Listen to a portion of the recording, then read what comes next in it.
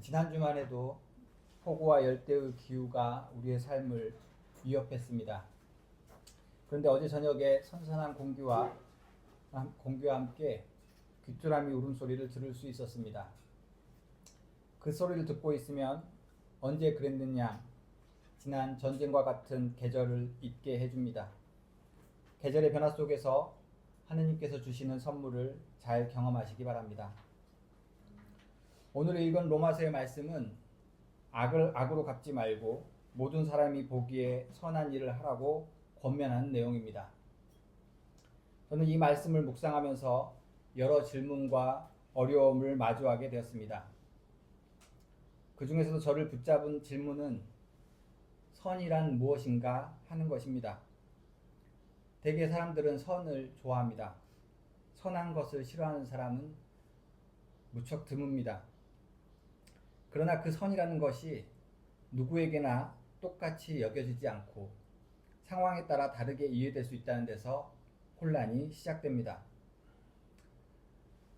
저는 어릴 적 경험이 하나 떠올랐습니다. 제가 초등학교 1학년 때 같은 반 친구 중에 척추 후만증을 앓고 있는 여학생이 있었습니다. 흔히 우리가 곱추라고 이야기하는 질병입니다. 저는 그때 처음 그런 질병을 가지고 있는 사람을 보았었고 그 병에 대한 이해도 없었던 때였습니다. 학교도 이제 막 입학을 해서 이제 막 집 밖의 생활을 처음 시작하던 시기였습니다. 어느 날 비가 오락가락하던 날에 하굣길에 친구들과 같이 집으로 돌아오는 길이었습니다. 집으로 돌아오기 위해서는 턱이 높은 돌다리 하나를 건너야 합니다. 그런데 그 친구가 그 턱을 넘지 못하고 당황해하고 있는 모습을 저와 제 친구들이 발견하게 되었습니다. 저와 친구들은 그 친구를 도와주기로 마음을 먹습니다. 그래서 다가가서 그 친구를 도와주려고 했는데 그 친구는 다가오는 사람들이 낯설게 여겨졌는지 겁을 먹고 소리를 지르면서 뒷걸음질을 쳤습니다. 우리가 도와주겠다고 말했지만 그 친구는 우리의 말을 받아들이지 못했습니다. 그 장면을 멀리서 지켜보던 그 친구의 어머니는 우리가 자신의 딸을 괴롭히는 것으로 오해했던 것 같습니다. 우산을 들고 달려오면서 우리를 때리며 쫓아냈습니다. 그렇게 도망치듯이 집으로 돌아오면서 제 마음속에는 억울함이 가득했던 기억이 납니다. 좋은 마음으로 한 행동이 오히려 오해를 불러온 것입니다. 지금은 그 상황을 충분히 이해할 수 있지만 당시는 저는 너무 혼란스러웠고 억울한 마음이 가득했던 기억이 납니다. 이렇듯 우리가 선한 마음으로 행한 일이 오히려 악한 결과로 이어지는 경험은 누구나 한 번쯤 해보셨을 것입니다. 니콜스 카잔차키스의 소설 그리스인 조르바에 보면 이러한 장면이 나옵니다. 주인공은 어느 날 부화하는 나비를 발견합니다. 번데기 안에서 나오는 나비를 가만히 기다리며 지켜보는데 그 시간이 너무 더딘 것입니다. 이 오래 걸릴 것을 걱정한 주인공은 입김을 불어서 나비가 번데기에서 나올 수 있는 것을 돕게 됩니다.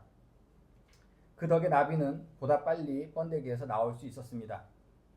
하지만 그 나비는 결국 날개를 펴지 못하고 팔을 몸을 떨며 고통스러워합니다.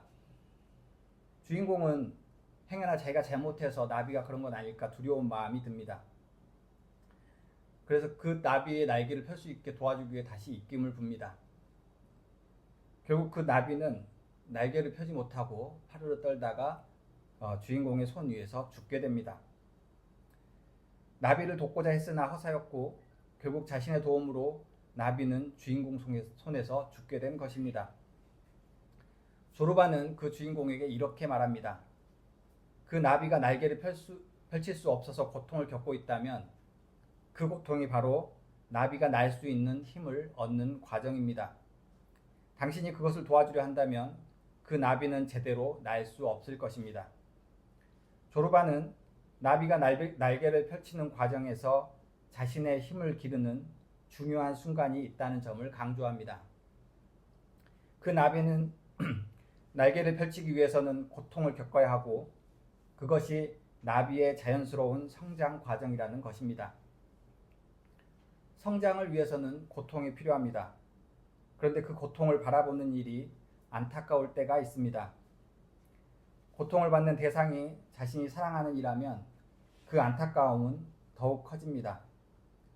행여나 잘못되진 않을까 불안한 마음도 일어나게 됩니다. 저는 인터넷 뉴스를 통해 가자 지구의 청년 아델 마디의 죽음을 알게 되었습니다. 그가 사망할 당시 그의 나이는 27살이었습니다. 가자 지구가 봉쇄되기 전에 50kg 정도 나가던 그의 몸무게는 사망 당시 몸무게가 15kg였다고 합니다. 그의 시신을 사진으로 보며 사람이 이 지경이 되도록 살 수 있구나 하는 놀라움을 느끼면서도 동시에 이렇게 되도록 사람을 돌보지 못하는 세상에 대한 절망감도 느껴졌습니다. 지난달 이스라엘 총리 네타냐후는 가자 지구의 인종 청소를 강행할 것이라고 결정하였습니다. 현재 가자 지구는 지상과 해양의 길이 모두 차단되어 음식과 구호물자조차 들어갈 수 없는 상황입니다. 그나마 이스라엘이 승인한 유엔의 구호물자가 겨우 들어가고 있지만 그 물자를 받기 위해 몰려든 사람들을 이스라엘 군인들은 사냥하듯 총을 쏘며 민간인을 사살하고 있습니다. 가자 지구에 갇힌 팔레스타인 사람들은 굶어 죽거나 총에 맞아 죽는 삶을 선택하며 연명하는 처지에 있습니다. 이집트를 통해 구호물자를 전달하려고 했으나 이집트 정부는 그 길을 막아 물자를 전달할 수 없게 만들었습니다. 안타까운 봉사자들은 페트병에 음식을 담아 바닷물에 뛰어보내기 시작했습니다. 혹여나 그 페트병이 가자지구 사람들에게 전달되기를 기도하는 마음으로 그 일을 시작했다고 합니다. 전쟁은 언제나 명분을 내세우지만 그 속내에는 자기의 이익이 깔려 있습니다. 전쟁의 명분은 대중을 선동하는 데 사용되고 그 결과로 얻은 이득을 기득권에게 가져다 줍니다. 그렇게 힘없는 이들은 희생되며 소멸되어 갑니다.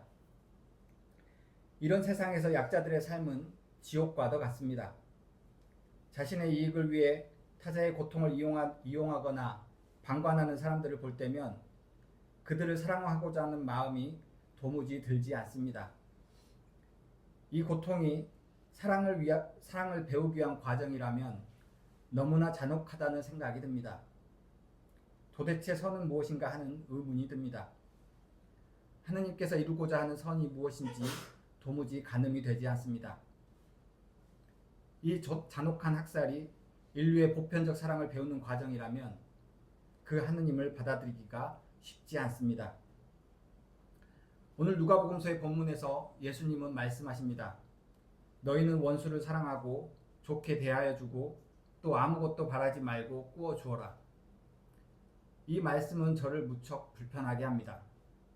어떻게 원수를 사랑할 수 있을까 의문이 듭니다. 악을 행하는 원수를 사랑하는 것이 가능해 보이지 않습니다. 악한 세상에 맞서 선한 일을 하기엔 우리는 너무나 나약한 존재입니다. 그렇게 우리는 우리의 힘으로 세상에 맞설 수 없음을 고백해야 합니다. 우리의 나약함으로는 원수를 대적할 수 없고 아무것도 할 수 없다는 고백이 필요합니다. 그 나약함을 통해 하나님께서 일하시는 것입니다. 우리가 강했다면 하나님께서는 우리의 삶에 개입하지 않았을 것입니다. 오히려 우리가 약하기에 하나님께서는 당신의 능력으로 우리를 대신해 일하고 계십니다. 그러므로 우리는 자신의 나약함을 고백하고 하나님의 강한 힘에 의지하여 살아가는 삶을 선택해야 합니다. 자신의 눈이 아닌 하나님의 눈으로 세상을 보려는 결단이 필요합니다. 이스라엘이 강한 이스라엘을 꿈꾸며 팔레스타인과 아랍 사람들을 적으로 삼는 이유는 지난 2000년 동안 받은 유대인들에 대한 차별과 억압에서 비롯된 정서 때문입니다. 그들의 명분은 과거의 서름을 반복하지 않겠다는 갈망에서 비롯한 것입니다.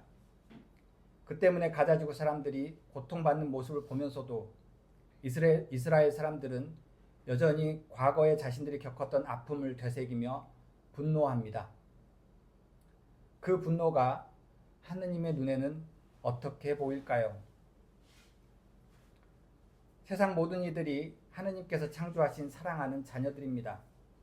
그런 사랑하는 이들이 서로 차별하고 제거하려고 혈안이 되어 끔찍한 전쟁을 이어가고 있습니다. 이 모습을 바라보는 하느님의 마음은 어떨까요? 만약 여러분이 하느님이라면 어떤 마음으로 이 상황을 바라보시겠습니까? 저는 말씀을 묵상하며 침묵 속에서 하느님의 마음을 살펴보았습니다. 그러다 보니 제 안에서는 슬픈 감정이 밀려왔습니다. 하느님께서는 슬프시구나 하는 마음이 들었습니다. 그분은 모든 이들을 사랑하시고 그들에게 충분히 누릴 복을 베풀었지만 사람들은 그 복을 누리지 못하고 지옥 같은 삶을 살아갑니다. 그 모습을 바라보는 하나님의 마음이 얼마나 안타깝고 슬플까 하는 생각이 들었습니다. 과거의 아픔과 상처가 여전히 사람들을 지배하고 있기에 하나님의 마음은 더욱 슬프고 아플 것입니다. 원수를 사랑하는 것은 결코 쉬운 일이 아닙니다. 우리가 아무리 이해하려고 애쓰고 참고 견디려고 해도 그 안에 상처와 아픔이 사라지지 않습니다. 그렇게 우리는 우리의 힘으로는 화해할 수 없음을 고백해야 합니다. 그리고 하나님의 마음이 우리 안에 자리하도록 구해야 합니다. 나의 힘으로는 할 수 없기에 하나님께서 그들을 용서하고 우리를 화해시켜 달라고 요청해야 하는 것입니다. 원수와 화해하고 세상의 원한을 줄여가는 것이 하느님의 나라를 되찾는 길입니다. 우리는 나의 마음이 아닌 하느님 마음으로 우리의 원수들을 줄여가야 합니다. 그 마음은 하느님께서 이미 우리 안에 주신 것이기도 합니다. 여러분들이 일상 속에서 만나는 원수는 누구입니까? 실제로 우리가 일상에서 만나는 원수는 네타냐후 이스라엘 총리처럼 범세계적인 악행을 일으키는 사람은 아닙니다. 뉴스에서 마주하는 그들도 우리의 삶을 불편하게 하지만 우리가 마주하는 직접적인 원수는 실제 우리 일상 속에 있습니다. 직장 동료나 가족, 친구나 이웃 등 우리가 자주 마주하는 아주 가까운 사람들 속에 나를 괴롭히고 평화를 무너뜨리는 원수들이 있습니다. 그들의 무심한 말 한마디, 작은 행동이 우리 안의 평화를 무너뜨리고 분노하게 합니다. 나의 상식으로는 도무지 이해할 수 없는 말과 행동을 볼 때 참을 수 없는 분노가 일어나고 그 감정들이 일상의 평화를 깨트립니다. 그럴 때 사람들은 흔히 이렇게 기도하곤 합니다. 하느님, 저 사람만 사라지게 해주세요. 혹은 하느님, 이 문제를 해결해 주십시오. 하며 빨리 문제를 해결하고자 기도하곤 합니다. 그러나 여러분, 무엇보다 먼저 이렇게 기도하시기를 바랍니다. 하느님, 저의 나약함으로는 이 어려움을 견딜 수 없습니다.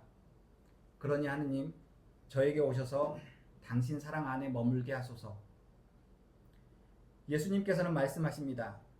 너희의 아버지께서 자비하신 것과 같이 너희도 자비로운 사람이 되어라. 이 말씀을 실천하는 것은 무척 어려운 일입니다. 그러나 하느님이 우리 안에 계시면 하느님의 마음이 우리를 자비로운 사람으로 드러나게 합니다. 평화 세상은 하느님께서 주시는 마음으로 행하는 선한 일을 통해 우리의 삶의 자리에서부터 이루어져야 합니다. 매월 시청 건너편에 있는 성공의 주교자 성당에서는 떼제 공동체 수사들과 함께 평화를 위한 기도회를 갖습니다. 지난 기도회 때 떼제 공동체의 신한열 수사가 기도에 참여하는 사람들에게 다음과 같은 소식을 나누어 줬습니다. 그 내용을 여러분과 나누며 오늘 설교를 마무리하고자 합니다. 오늘은 팔레스타인 여성 림의 이야기를 전해드리겠습니다. 이분은 가자 지구에서 태어나 남부 칸 유니스에서 살았습니다. 당시 30만 인구의 이 도시 한복판에 유일한 그리스도인 가정이었습니다. 림은 1998년 가자의 성가정교회에서 결혼을 했고 2001년부터 프랑스에서 살고 있습니다. 다음은 그의 이야기입니다. 일요일 저녁 떼제에 도착했을 때 저는 무슬림들이 와 있는 것을 보고 깊은 감동을 받았습니다. 세계는 비록 분열되어 있지만 차이를 가진 사람들이 함께 어울리는 개방적인 인류의 모습을 엿볼 수 있었기 때문입니다. 그것을 보면서 가자에 살 때의 아름다운 순간들이 떠올랐습니다. 우리는 일상에서, 일터에서, 수많은 잔치 때와 가장 어려운 시절에도 늘 무슬림 친구와 이웃들과 정답게 지냈습니다. 그게 너무나 자연스러웠기에 매일 아침 일어나 오늘은 무슬림들과 사이좋게 지내야지 하고 생각할 필요조차 없었습니다. 가족 모두가 가자 지구에 남아있는 저에게 이것은 단순한 추억이 아니라 가자 시절의 보물입니다.